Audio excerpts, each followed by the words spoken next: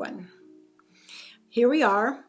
Thank you and welcome everybody. I'm so honored that we have Nicole Cutler here. She is, I have to say, I've known her before she was born because her mother is a very, very dear friend of mine, Joanne Trout, who's also a very well-known professional communications expert. And Nicole is as well. She's a fintech communication expert, manager director for PayPal. But she's also here primarily because she's an advocate for the National Brain Tumor Society. And so even though I knew her before she was born, I actually didn't get a chance to meet her until this past June at her magnificent, beautiful fairy tale wedding to her wonderful husband, Jack, up in Greenwich. It was just, everything was perfect. You're the most beautiful bride also. So I'll say cheers again to you and to Wedded Bliss. So we'll hear all about that. So nice and warm today. Are you in Boston? Yes, I'm in Boston in my home office. Excellent. So my table is an homage to Nicole as well. So I tried to be creative, but also be respectful. So I have lots of peonies, which are not only my favorite flower, but Nicole had them in her bridal bouquet and on the table for all the guests. And then I took a little whimsy with the use of gray matter, so you can see with the napkins. And I tried to get like brain neurons that are going for the lights, and of course the hearts and the little walnuts that they say look like brains. I don't know, and some brain coral. So yeah, so I thought we would have a little homage to you. So for those tuning in, I want to read a little bit about Nicole first. She is a dynamic leader in fintech, financial technology communications, serving as a lead manager at PayPal. So most of us have our own experiences with PayPal, and I have my own accounts. With a proven track record of driving high impact initiatives, Nicole has been instrumental in launching innovative product solutions and crafting strategic narratives that enhance customer experiences. Nicole's passion for making a difference extends far beyond the workplace, though. She is a devoted advocate for the brain tumor research, and she's raised around $50,000 for the National Brain Tumor Society, fueling critical advancements in the fight against brain tumors. And as part of her advocacy, Nicole recently completed her 5th marathon at the 2024 New York City Marathon with the Gray Nation Endurance Team, taking a tip from them. This achievement holds special significance as it represents her resilience and determination after enduring multiple surgeries, including major procedures that have impacted her mobility and facial function. Nicole's ability to transform personal challenges into a powerful platform for hope and awareness has inspired countless supporters and solidified her role as a true champion for the cause. In addition to her advocacy, which is, to me, would be a full-time job in and of itself, Nicole serves on the steering committee for Thrive, and that's PayPal's Disability Employee Resource Group, where she leads communications. Living with hearing impairment and facial paralysis following her most recent surgery, Nicole brings a deeply personal perspective to her work in fostering inclusion and acceptability within the workplace. Nicole is also an active member of New York Women in Communications. It's a group I had belonged to, and I love that group, and the Financial Women's Association of New York.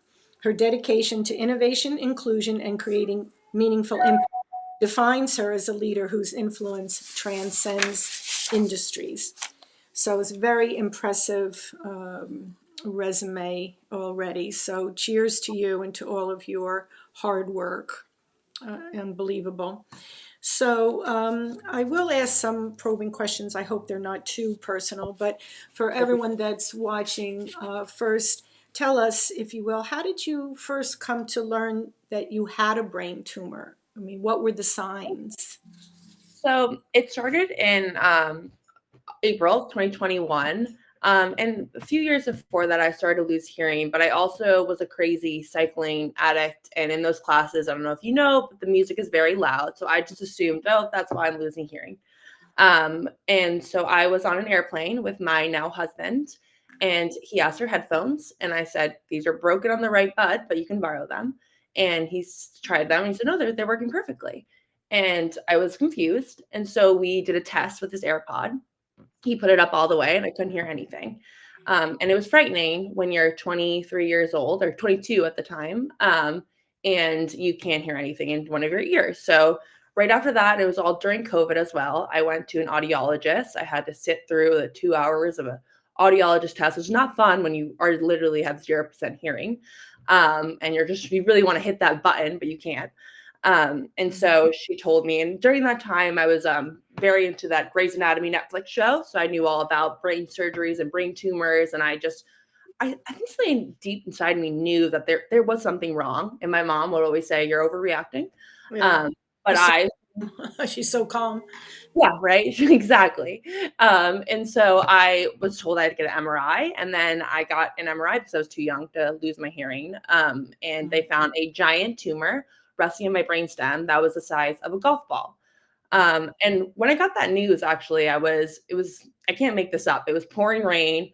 I was walking back from the vet with my dog, getting just drenched. The doctor called me. I picked it up, was trying to get in a taxi, maneuvering my dog, and he told me that we found a mass tumor on your brainstem.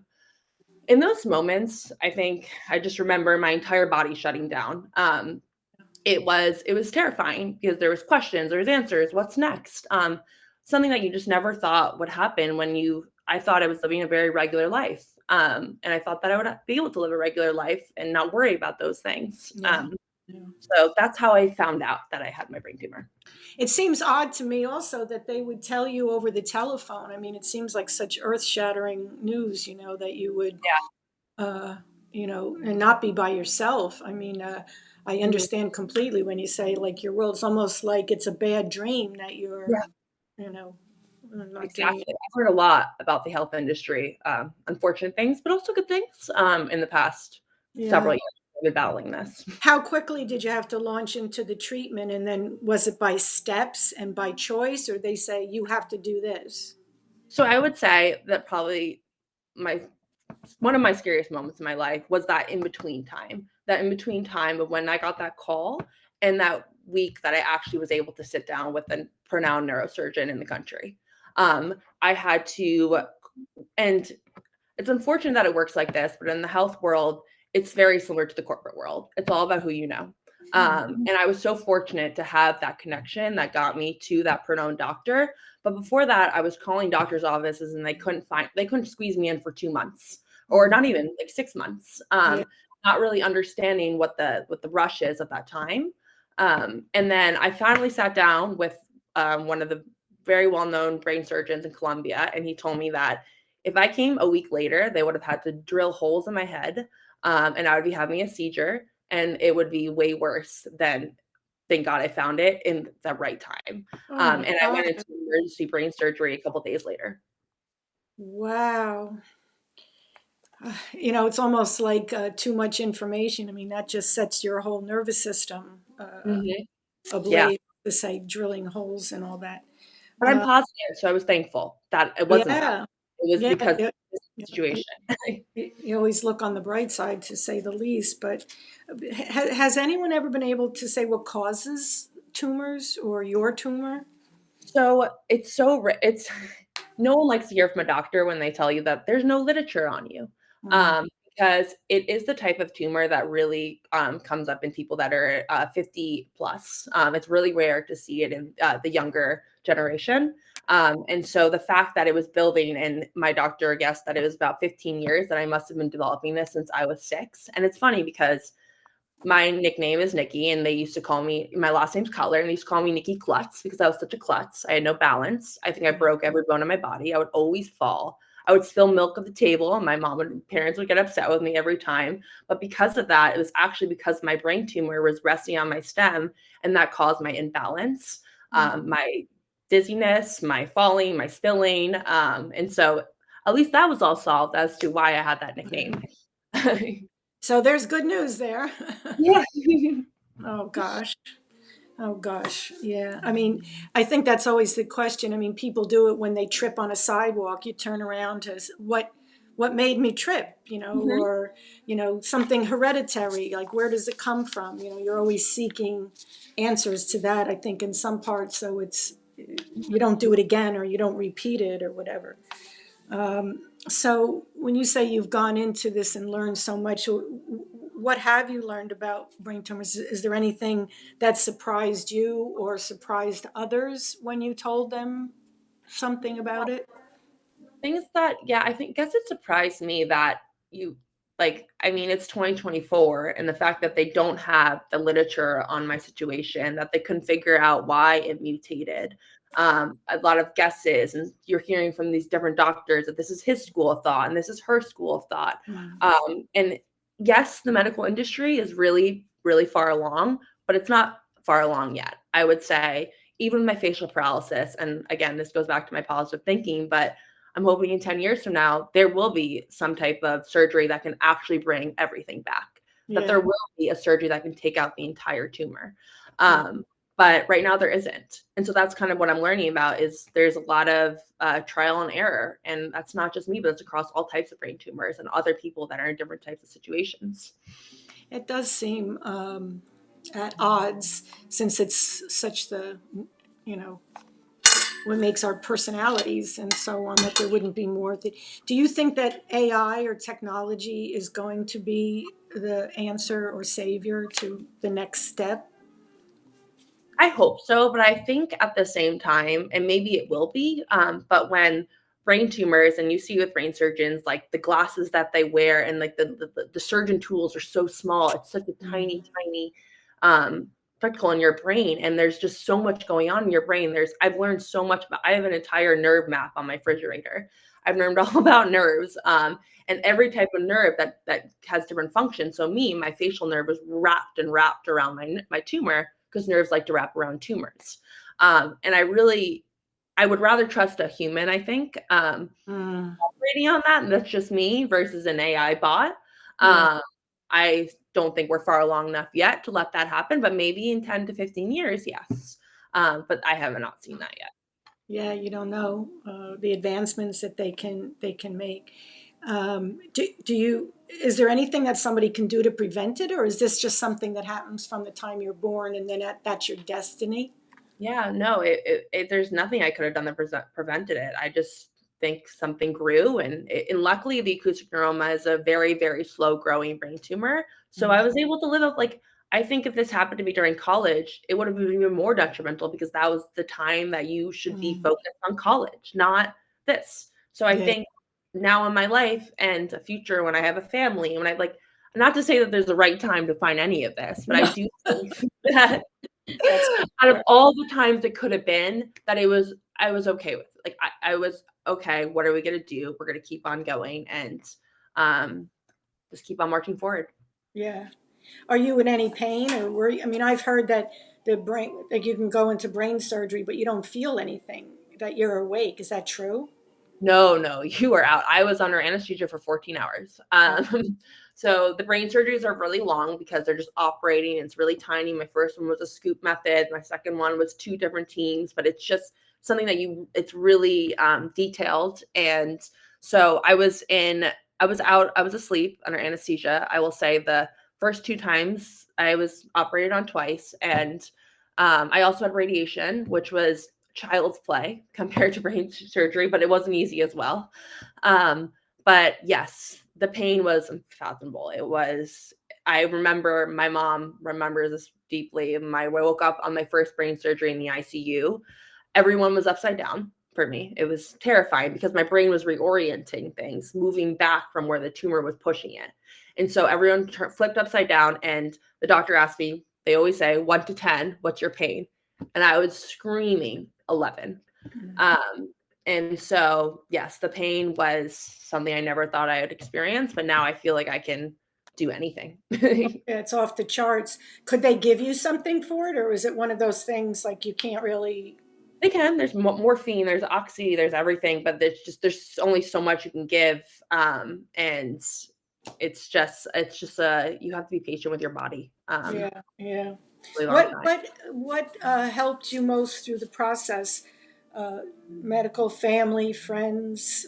Did you have to realign the way you look at the world and your life? A lot happened. I mean, I would say one word is community. And that isn't just that's family, that's friends, that's coworkers. It's so easy to lean into fear. Yeah. But you need to just pivot and lean into the love instead. And when you're leaning so hard into the love, that fear goes away. Because you feel like you can do anything. And I would say the other thing is it's that community. It's just like leaning on the people around you. And that like just picks you up and it gets you through. Yeah, I mean, I've been honored and privileged not only to be at your wedding, but at your uh, post marathon party and the enthusiasm. That's like, gosh, if you, that was like lightning in a bottle, really. But I can see how that buoys one's spirits. But you're like the biggest cheerleader up there, is like getting everybody else to feel. So I guess it's kind of like a two-way. Yeah. Yeah. I get the energy from them and then it radiates off of me, I would say. Yeah, well, you're a magnet for miracles, that's for sure. Um, and your friends and family, and it was nice. I have to share with others that Nicole emailed or texted me the other day, and she was with a previous guest that we had on Ladies Who Lunch Conversations, Branya, who is the founder and developer from Fisher Island, the canned cocktail inventor of that. So I said, you keep nice company and have good friends that also have a lot of inspiration and support. Yeah. Awesome. As an advocate, I was wondering what do you recommend when you're searching for a cure or a prevention? Which way do you go? Like, is there a prevention? Is there a cure? Like, what is it that you seek?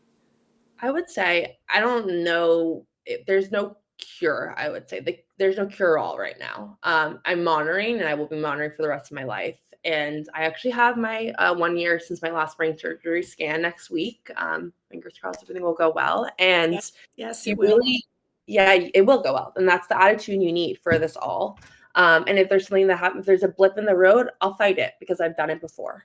Yeah. Um, and I would say that strength that really comes from is that community around me and giving back and running these marathons and raising money. And then not only with that community, I'm now calling, I was on a phone for an hour with someone at facial paralysis who didn't want to get married because she was too self-conscious. And to me, it's not about that. It's not about your face. And I think Instagram has ruined that in a way for weddings. It's not about photos. It's about you, your husband, and the people around you who love you. It's a celebration of life. And then after we had that long conversation, she hung up the phone and was like, I'm booking my wedding venue 3 years later. Um, and and that felt really good to be Yeah. able to give that strength to others. And then I was talking to a young girl who was around my age who actually also the 10%. I think I'm 8%, who had an acoustic neuroma as well. So she's joining in the rare club. And she had to go through brain surgery with the same surgeon. And she was texting me every day in the hospital. And I was just sending her motivational texts every day that it's going to be okay, that like this will be behind you. Mm. Um, and it's really just leaning into that community around you, people that are going through the same or similar allies. Um, and it makes all the difference in your day-to-day purpose in life. It does. I mean, it is an elite club that nobody really wants to belong to. But I have a dear friend who was a garden design client and now's a friend. But I reached out because when I was telling her about you, and it was such a coincidence, like a small world, but she had same doctors at NYU. And she was like, let me know if I can talk to her. And your mom's like, well, I think she's got this, but that is, you just want to do some help. You want to help, to reach out some way. Yeah. What advice would you give caregivers? I mean, that's another big I would issue.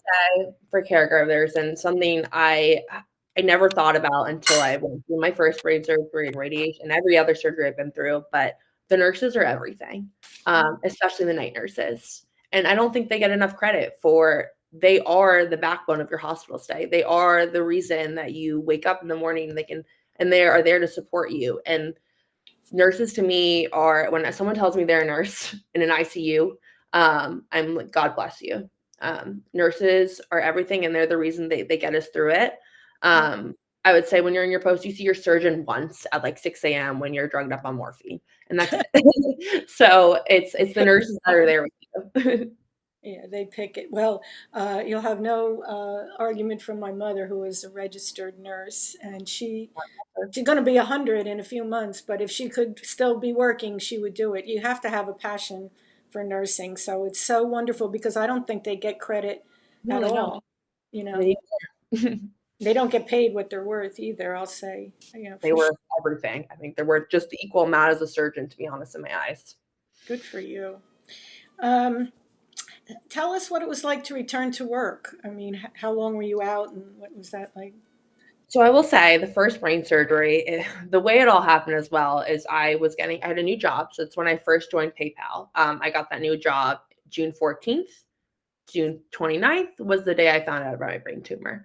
So I just started. It was also COVID, so it was all virtual onboarding. So I didn't really know anyone yet. And it was really upsetting because this was where I saw my future growth and to focus on myself. And I'm very lofty with my career goals, and I wanted to reach that. And I was devastated that I have to be held back for this, and they don't know my worth yet because I just started. Yeah. So when I went out, I would say I rushed back to work. I went back a little bit too soon, about like a month and a half, and now I can't blink my eye, but it's built a callus. But before I wasn't able to blink my eye for 5 months as well, and so looking at screens is a lot. I was getting constant migraines, and there was one day where I was just my boss was asking me to do these things, and I was just lying on the floor on my computer with my eyes shut, like not doing well. And my mom walked by and she was like, if he saw you right now, because this is the COVID virtual thing, he would say to get home. Get like stop, you are done working, but he can't see me. So he didn't know. That's how I felt. So it was difficult, I would say, the first time around. The Yeah. second time around, I took my full 3 months, and my team was just incredible. My coworkers at PayPal, shout out to them. They were sending me gifts and flowers and texts and cards and just like over the moon. And they were the reason that they also gave me that strength, and I wanted to come back to work. And I remember telling my manager at the time, like, please, like, I'm ready. April 1. He was like, I'm thinking May 1. Like, I don't think you're ready. And I was like, no, I really need to. I'm just talking to my dog and reading books all day. Like, I need to go. So I eventually, he's like, you can return part-time.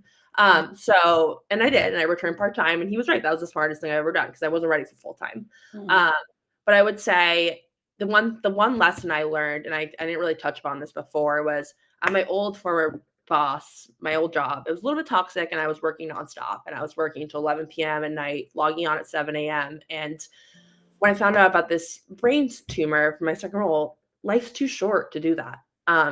It's just work will always be there. But again, I say to myself, I work for PayPal. I'm not solving world hunger. And I need to create those boundaries Mhm. with my personal life and my well-being and work at the same time. And it's doable. And you can still be a hard worker and do your best effort and do your best work, but you don't need to be on till midnight, just not okay with your own self. It's not good for your brain. Yeah. And so I Well, think I learned yeah. that a lot. And the second time around, that's why I took my time coming back. And it really just gave me a whole new perspective on Yeah. their life balance. That was one of my questions, Nicole, like how you balance that work, home, and the advocacy. But was it enough that you just said no? Or did you use like yoga or meditation? Or did you Yeah. have psychology or whatever to help you through make those decisions?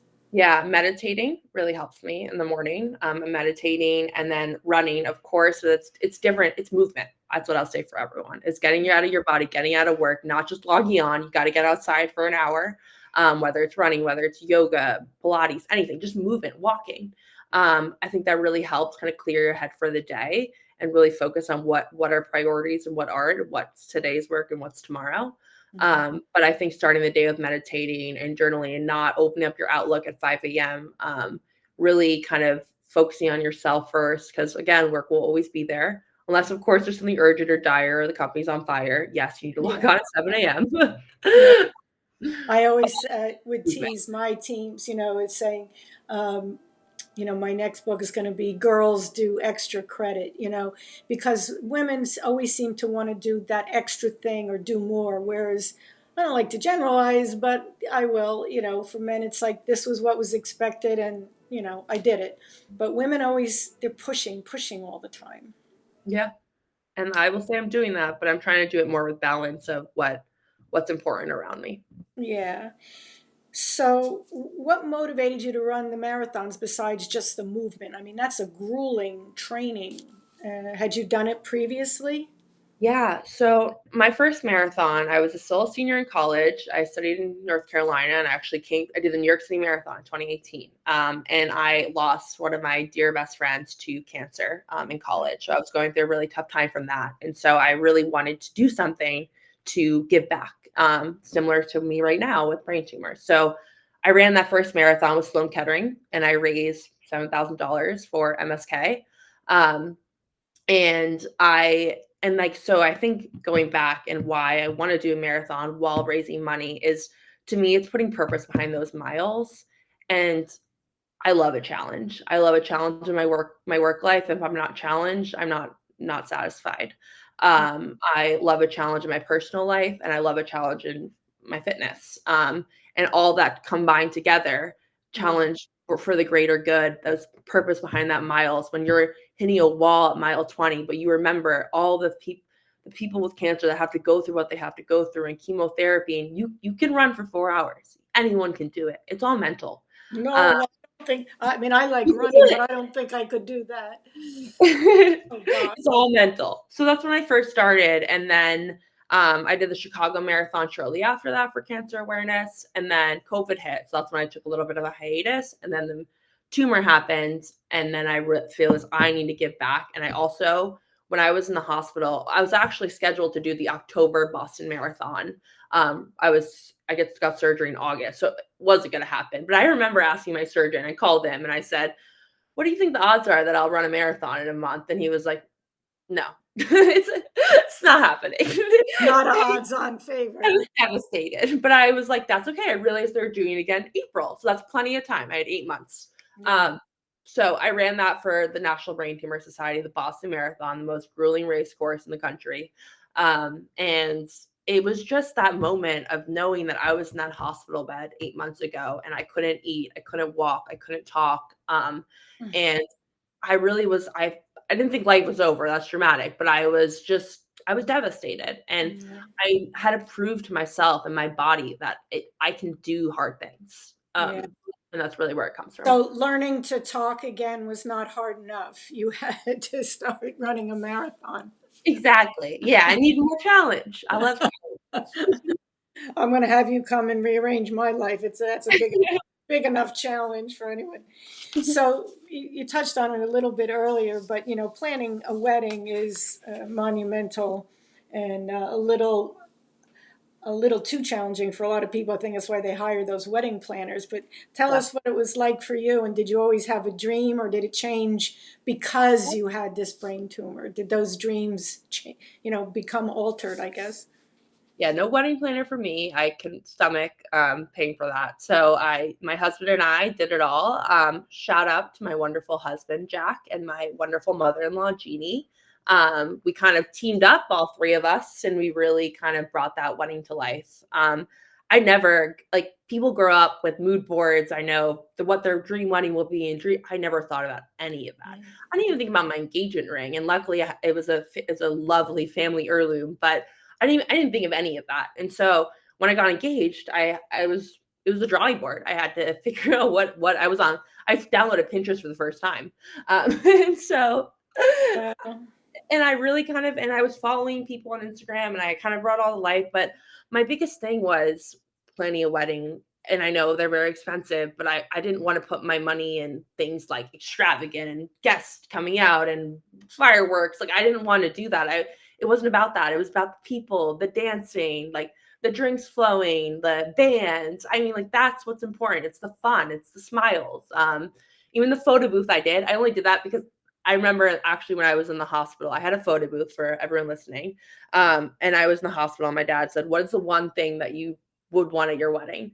And I said, a retro photo booth. And so he brought it to life and that was so much fun. And everyone should know Nicole's father is a very famous photographer, so he's got a link with the photos, photo Yeah. with Craig Cutler. Yeah, it is very good.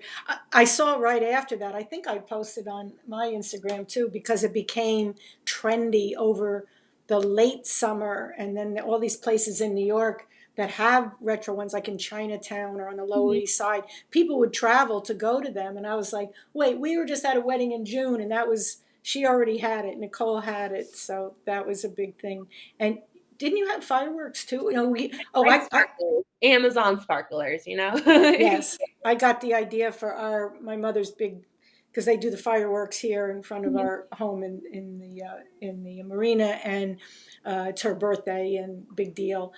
Like I said, she's going to be 100, but we got the idea for those sparklers from you. They're giants. They're Yeah, giant they're sparklers. huge. But they're good Yeah, because I took a while to walk out, so I didn't want anyone burning their hands. yeah, yeah. I That will say the one thing I want to add about the wedding was my facial paralysis was obviously very apparent and my eyes, and I didn't want to worry about looking at a photo and seeing my eye rolling or something. So I was like, and I was talking to my facial therapist, and we're like best friends now, me and facial therapist. And she said to get sunglasses and make the entire wedding party wear sunglasses. So that's what I did. I didn't make them, but I asked them, and everyone showed up, and all my friends and people not even in the wedding party, my family, everyone was wearing sunglasses for the photos. And so it was really incredible to have that support, that rally. yeah. That is, I didn't actually note that. I know there was some overcast, but it was like perfect timing, even coming out of the church, with the little sprinkles. But I just thought it was very Hollywood, so I didn't know. And Good. and I know my friend that I was telling you that, Gigi, that says, that she's still, you become very, very self-conscious, or she, tries to cover it or whatever. But I think both of you that I know, it is incredible, this dynamic of such a strong personality, and that you're so well loved that people honestly don't see that. So I'm not just saying that, but I think you can't help it internally. You're saying, I wish this wasn't here, but the beauty that is exuding and that enthusiasm, you want, I mean, you don't pick your friends by the way they look. Exactly. And Yeah. I don't really care because it's not who I am. It doesn't define me. I think so. I think that's right. So you did look beautiful, but it was fabulous. So I hope it was a good fun time planning it. The Also, best time of my life. I know for your mom it was too. So what does the future look like for you, for work, for your advocacy, for your Yeah. health? Like when most people do their 2 or 3 year plans. How do Yeah. you? Yeah. So I'm really dialed in on work and hoping that just continues to progress in my career growth. But I would say, and if you want to hear my lofty goals, I really do want to be an executive one day, just like my mom. And I'm writing a book actually on the side Oh, right now. I'm about halfway through it. what's Uh, the about? about Marathon of the Minds, I think, a draft cup name Uh-huh. of it, but basically about my story, about my journey, but not, I don't want it to, I want it to resonate with the everyday person. It doesn't Mm, need to be a runner. It doesn't, like, I just want it to resonate with everyone. yeah. A motivational book, because I do one day want to become a motivational speaker. That's kind of my launch pad and hoping that works out as well. And right now I'm talking to people that write books and kind of figuring out the lay of the land. But that's one of my long-term plans. And then I'm doing the Berlin Marathon in September with the National Brain Tumor Society. And I am going to run the Tokyo Marathon in March of 2026. And after that, that'll be my seventh marathon because I did New York twice. But my goal, I actually set this goal in when I first started in 2018, where I wanted to run all the 6 major world marathons. I was And going so, to ask why those places. I mean, they're yeah, lovely to visit, but yeah, okay, they're the major marathons. majors, yeah, the ABBAT World ABBAT majors. And so after I complete Tokyo, I'll get this trophy that's about this big, and I will be able to say for the rest of my life, I am a world major marathon runner. Mm, Bragging rights, but yeah, also that self accomplishment. And then after that, I'm hoping to run an Ironman. or run, walk, and bike, or not run, bike, and swim, an Ironman. So that's my 5-year plan, I guess I would say, and obviously having a family. Yeah. And and then your voice modulation goes, and having a family. Wow. That's like a huge thing, you know, in running. And I will add, for those that don't know, but Nicole's grandfather, right, was a very famous author, also Jack Trout, very famous in marketing circles. And I have to say, I knew your mother for, I can't say how many years before I ever knew about Jack and, you know, his rep, and then the books and reputation. But when I would hire her and we'd work together, she never like wore it on her sleeve or, you know, so, well, my father is, you know, whatever. But you come from a good pedigree of writers and authors. But so I think you've got that. And that book, Marathon of the Mind, sounds like a sure bestseller. That's, and if I can ever do anything, my little, you know, little author's way. I mean, I have written some books, and I am writing a novel now too. So, writing is a very challenging experience. I'll say it can be lonely, but I love the research and I love the writing. It's just finding the time, Exactly. you With know. And everything going on right now, so I'm having yeah, a hard time. yeah. But Yeah, I was teasing my massage therapist the other day because, you know, people always say, just do this for your health. It's really good. It only takes 15 minutes. And then do this. It's only 15 minutes. And I'm like, I run out of 15 minutes. My day exactly, is, only so many. my day is shot with all these wonderful things for 15 minutes. So we're getting near the end. So I have to ask, what is your favorite cocktail? My favorite cocktail is a margarita, the Trevor margarita, which is my in-laws. It is tequila with, it's basically a skinny margarita because there's a little bit of less triple sec, but I do love a margarita with a grapefruit seltzer on top. Grapefruit seltzer. So a That's skinny fruit. margarita, what makes a skinny margarita? What makes a Oh, margarita a skinny margarita? oh, it's margarita, a little less triple sec. We don't Oh, have a lot of triple sec. Yeah. less triple sec. Gotcha. That makes sense. Well, that sounds very pretty too. I like the drinks that you had at the wedding. Yes. They were named after your pup. That was one of them. Yeah, I thought that was very good. Well, like I said, you're a magnet for miracles. So what you do is so very inspiring, and it brings me to tears, not because of being sad, but because of your incredible enthusiasm and, you know, your ability to motivate others and to find that magic within yourself. So I salute you and I adore you. So. Um, is there anything that I haven't asked you that you would like to? This is Nikki's Instagram, so you can follow her travels there. Yes. I would just say, let me like, I think I recently had my nerve regraft surgery in August on my birthday. And I did look at it like and I know a lot of people when they get these operations, especially on your birthday, that it's a drag. But I looked at it as a kismet because not only was my birthday, but then I also got married on the World Acoustic Neuroma Day. So I'm looking at this all like kismets and good luck and positivity. That hopefully my smile is coming back a little bit from the surgery. I Um, saw. so you can't really tell, but there's a little bit of movement. And that's all that matters because it used to be a little bit frowny. But there's progress going on, and there's a lot of different ways and methods that I can bring back my facial paralysis. It's just going to take Mhm. time and commitment and positivity. And I'm Yeah, doing my smile exercises every single day. It's pretty funny. I never put on my bingo card that I would have to do smile exercises yeah. every day for 20 minutes. But I'm doing them and I'm showing up, and progress is powerful. I'll tell you that. I've always heard they say it takes less muscles to smile than to frown, but Yeah. people don't do it. Yeah, people don't do it. But when you said you got your Kurasakura, what is that? That I didn't know those words. Which one? What is it? Well, first you said you had your nerve Oh, reroute. nerve graft. Yeah. So it's where they took, and this is part of my marathon story as well, but they took my sensation nerves from my left foot, which is my entire calf. They took it out and they put it in my face.